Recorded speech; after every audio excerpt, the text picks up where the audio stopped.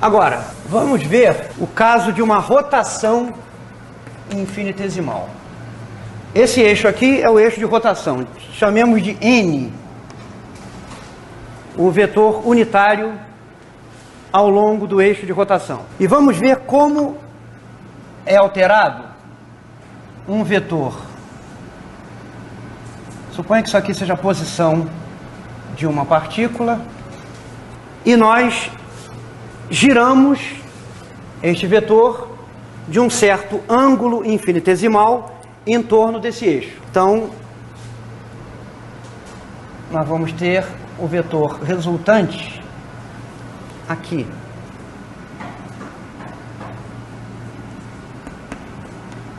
Chamemos este ângulo aqui, que o vetor RI, o vetor antes de ser girado, faz com a direção do eixo de rotação de alfa.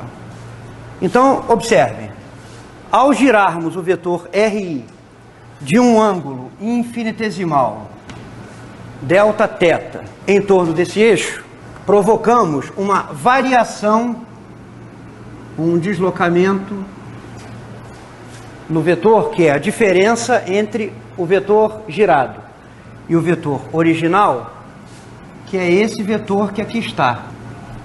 Agora, olhando para a figura, o comprimento desse vetor corresponde ao arco gerado pela rotação desse raio em torno do eixo. Se nós olharmos de cima, né, nós vemos esse raio girado desse ângulo infinitesimal delta θ. Mas este raio aqui, ó, observem, é a projeção do vetor RI nessa direção, RI seno de alfa. Então, o comprimento disso aqui é módulo de RI seno de alfa. Portanto, o módulo desse vetor delta RI, que é o comprimento desse arco, é o raio vezes o ângulo, por definição de ângulo em radianos.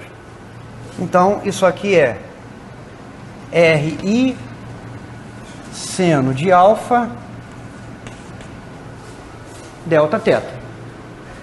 Essa expressão aqui tem todo jeito de módulo de um produto vetorial.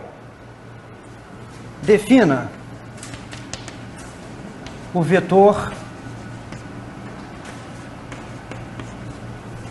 delta θ simplesmente como sendo o valor do ângulo de rotação vezes o vetor unitário ao longo do eixo de rotação. Com essa definição,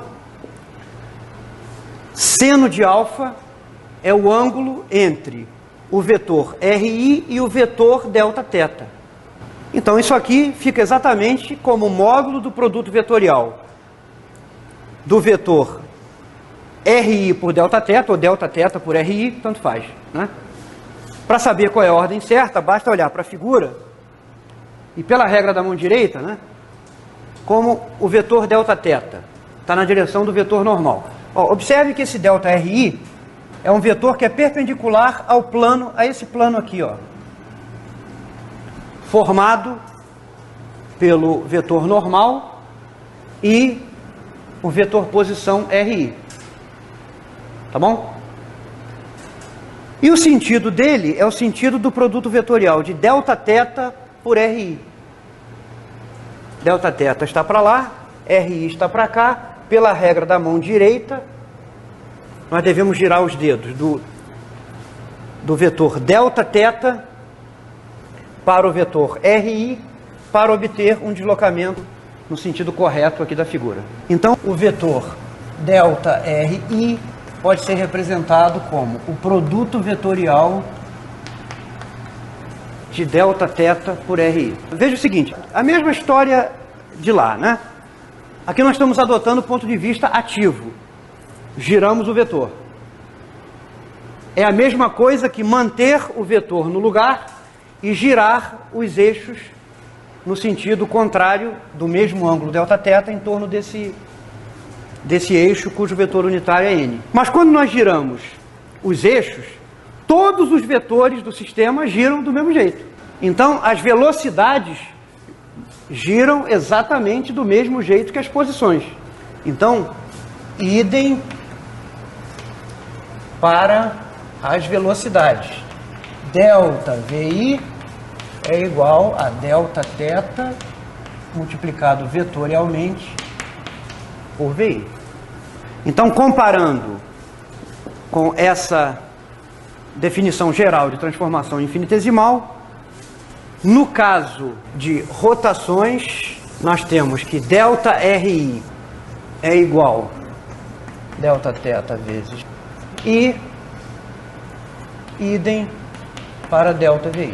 Então, no caso de translações, essas são as variações das posições e velocidades, no caso de uma translação infinitesimal, e no caso de uma rotação infinitesimal, essas são as variações das posições e velocidades. Ah, aqui é RI.